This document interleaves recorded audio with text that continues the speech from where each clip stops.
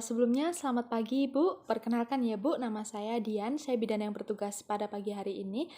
Benar dengan Ibu Anita? Baik Ibu Anita, di sini nanti saya akan melakukan pendidikan kesehatan mengenai ASI eksklusif. Nah, maksud dan tujuan dari pemberian pendidikan mengenai ASI eksklusif ini bertujuan untuk agar Ibu itu mengetahui apa itu pengertian ASI eksklusif dan juga apa manfaat ASI untuk bayi Ibu. Seperti itu ya Bu. Apakah Ibu sudah siap? Sudah, jika sudah izinkan saya untuk menjaga privasi terlebih dahulu ya Bu. Baik Ibu sudah, apakah bisa saya mulai Bu? Baik, terima kasih. Yang pertama di sini saya akan menjelaskan mengenai pengertian ASI eksklusif. Nah, apa itu ASI eksklusif? Nah, seperti yang kita ketahui, pengertian dari ASI itu yaitu air susu ibu, seperti itu ya, Bu. Jadi ASI eksklusif di sini adalah air susu ibu yang diberikan secara langsung kepada anaknya, seperti itu. Nah, adapun manfaat dari ASI eksklusif itu sangat banyak ya, Bu. Di antaranya ASI itu banyak mengandung nutrisi. Nah, nutrisi di sini itu sangat berperan penting dalam tubuh bayi ibu dan juga mempunyai banyak manfaat untuk bayi ibu, seperti itu. Kemudian yang selanjutnya yaitu untuk daya tahan tubuh bayi ibu. Jadi ASI itu selain memberi nutrisi juga bisa untuk meningkatkan daya tahan tubuh bayi ibu, seperti itu. Kemudian yang selanjutnya yaitu ASI bisa meningkatkan kecerdasan anak ya Bu. Jadi ASI itu sangat berperan penting dalam mencerdaskan otak anak daripada susu formula, seperti itu. Kemudian bisa meningkatkan jalinan kasih sayang antara bayi dan juga ibunya, karena seperti yang kita ketahui, apabila kita memberikan ASI secara langsung kepada anak kita, otomatis kan rasa jalinan kasih sayang itu setiap hari akan tumbuh ya Bu, karena kita itu setiap hari ketemu anak kita, membelai anak kita, menyentuh anak kita dan juga memberikan susu, otomatis di situ terbentuk adanya jalinan kasih sayang antara ibu dan juga anak, seperti itu. Selain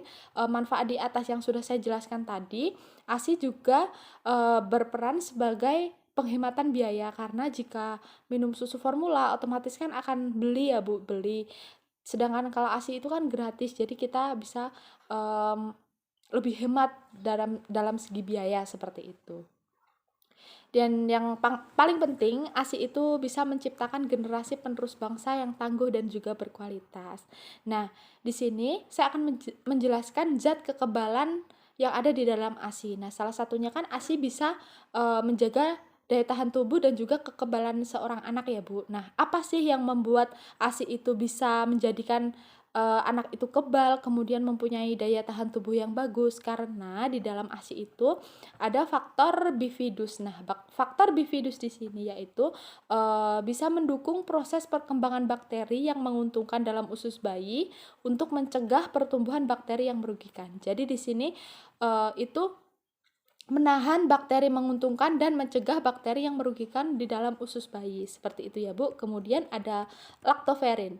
Laktoferin di sini berfungsi sebagai pengikat zat besi dalam ASI, sehingga zat besi tidak digunakan oleh bakteri patogen untuk pertumbuhannya, sehingga zat besi yang diserap oleh bayi dari air susu ibu itu bisa bekerja dengan bagus di dalam tubuhnya karena adanya zat laktoferin ini. Kemudian ASI juga sebagai anti alergi, juga mengandung zat antivirus polio dan juga membantu pertumbuhan selaput usus bayi sebagai perisai untuk menghindari zat-zat merugikan yang masuk ke dalam peredaran darah, seperti itu. Kemudian menjelaskan jenis-jenis ASI, di sini saya akan menjelaskan berbagai macam jenis ASI, di antaranya yang pertama yaitu adalah kolostrum. Apakah Ibu paham dengan kolostrum? Baik, benar ya Bu ya. Jadi kolostrum di sini itu adalah air susu yang pertama kali keluar dari payudara kita setelah kita melahirkan, seperti itu. Nah, kolostrum itu ciri-cirinya seperti apa? Nah, kolostrum itu cairan yang pertama kali keluar dari payudara, warnanya agak kekuningan ya Bu, kuning kekuningan. Kemudian diskresi hari pertama sampai hari ketiga. Bila dipanaskan akan menggumpal, sedangkan jika asimatur itu tidak akan menggumpal. Kemudian merupakan pencahar yang ideal untuk membersihkan mekonium dari usus bayi yang baru lahir dan mempersiapkan saluran pencernaan makanan bayi bagi makanan yang akan datang. Nah, apakah Ibu tahu mekonium? Baik, jadi mekonium di sini itu adalah buang air besar bayi yang pertama kali dia keluarkan. Biasanya kan kalau bayi yang pertama itu warnanya kan hitam agak hijau tua itu ya Bu. Nah, itu namanya mekonium. Nah, kolostrum di sini itu berperan sebagai pembersih mekonium itu dari usus bayi, sehingga nanti bayi akan bisa menerima dengan baik ASI yang datang setelah ia minum dari ibunya, seperti itu. Kemudian lebih banyak mengandung karbohidrat, protein, mineral, antibodi, dan juga memberikan perlindungan bagi bayi sampai umur 6 bulan dibandingkan dengan ASI matur, seperti itu. Kemudian yang kedua yaitu air susu masa peralihan. Nah, air susu masa peralihan ini merupakan ASI peralihan dari kolostrum sampai menjadi ASI yang matur. Diskresi dari hari ke-4 sampai hari ke-10, kemudian kadar protein makin rendah, sedangkan karbohidratnya dan lemak semakin meninggi, seperti itu. Kemudian yang terakhir yaitu air susu matur. Nah, air susu matur ini adalah ASI terakhir ya Bu ya. ASI matur merupakan ASI yang diskresi pada hari ke-10 dan seterusnya. Kemudian komposisinya relatif konstan, seperti itu. Kemudian merupakan cairan berwarna putih kekuningan yang diakibatkan warna dari kasein, terus lipoprotein, dan juga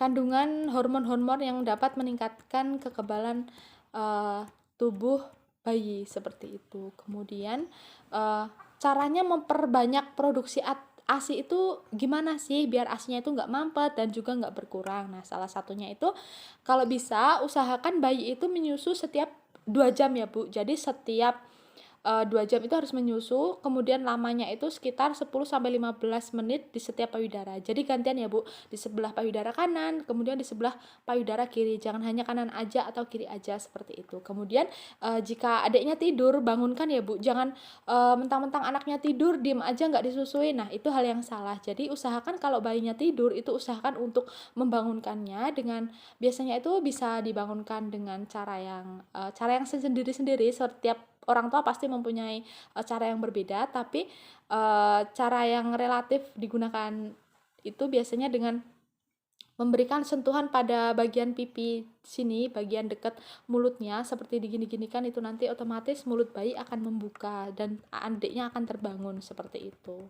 Kemudian pada saat menyusui itu usahakan duduk ya Bu, duduk dengan posisi yang nyaman, kemudian aman, seperti itu. Kemudian pastikan bayi menyusui dengan posisi yang baik, yaitu dengan cara menempel pada ibunya. Jadi perutnya bayi sama perut ibu itu menempel, kemudian tangan satu ibu itu menopang leher bayi dan yang satunya memegang bagian bokong bayi, seperti itu. Kemudian jika tidur, ibu itu disarankan untuk bersebelahan dan berdekatan dengan bayinya. Kemudian usahakan untuk cukup istirahat dan juga cukup minum ya Bu. Kemudian pada saat ibu menyusui itu ibu juga bisa disambil-sambil minum, seperti itu ya Bu, biar nggak kurang cairan, seperti itu. Kemudian cara pemerasan ASI yang benar itu yang pertama yaitu siapkan cangkir atau gelas atau dot atau apa yang akan ibu gunakan untuk menaruh ASI. Kemudian sebelum ibu peras air susu ibu, itu usahakan kompres payudara ibu dengan kain handuk yang hangat dan dimasas itu dipijit ya Bu, dipijit dengan kedua telapak tangan dan pangkal ke arah kalang payudara. Ulangi terus itu pemijatannya. Kemudian dengan ibu jari di sekitar kalang payudara bagian atas dan jari telunjuk pada sisi yang lain. Lalu daerah kalang payudara ditekan ke arah dada, seperti itu. Daerah kalang payudara diperas dengan ibu jari dan jari telunjuk. Jadi ibu jari dan juga jari telunjuk seperti ini ya Bu, peras seperti ini, seperti itu.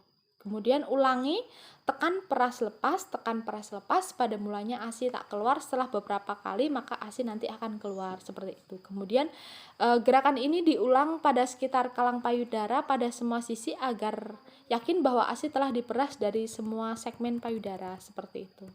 Kemudian untuk penyimpanan dan pemberian ASI perah itu untuk di udara terbuka atau udara bebas itu hanya bisa bertahan sekitar 6-8 jam saja ya Bu ya.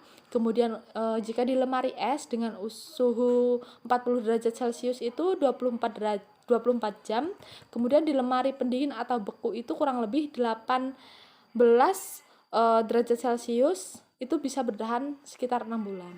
ASI yang telah didinginkan bila akan diminumkan kepada adiknya itu tidak boleh dihangatkan ya Bu. Jika dihangatkan itu nanti unsur kekebalan dalam ASI itu akan akan hilang seperti itu. Kalau bisa itu ditaruh wadah aja, terus direndam pakai air hangat, nanti bisa cair sendiri dan juga bisa hangat seperti itu. Kemudian untuk penerapan pemberian ASI eksklusif pada ibu pekerja. Apakah ibu bekerja? Oh ya, bekerja ya Bu ya. Jadi selama cuti itu ibu berikan ASI aja, jangan dikasih susu formula Bu. Jadi ASI, khusus ASI selama cuti. Kemudian sebelum masa cuti habis, ubah pola minum bayi dengan ASI perah. Seperti jadi diajarin diperah biar nggak ngencit puting ibu, jadi biar terbiasa dianya seperti itu. Kemudian sebelum berangkat bekerja susui bayi dulu ya Bu ya. Kemudian selama di kantor perah ASI setiap 3 sampai 4 jam seperti itu. Kemudian simpan di lemari es atau tas yang buat wadah ASI itu. Kemudian setelah dihangatkan berikan dengan sendok sedikit-sedikit seperti itu. Baik Ibu, mungkin itu yang dapat saya sampaikan mengenai pendidikan kesehatan ASI eksklusif. Apakah ada yang ingin ditanyakan terlebih dahulu Bu?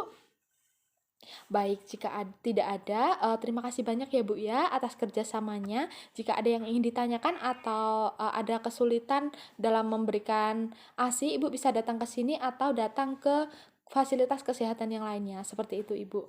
Baik Ibu, jika tidak ada yang ditanyakan, terima kasih atas waktunya ya Bu ya. Selamat pagi.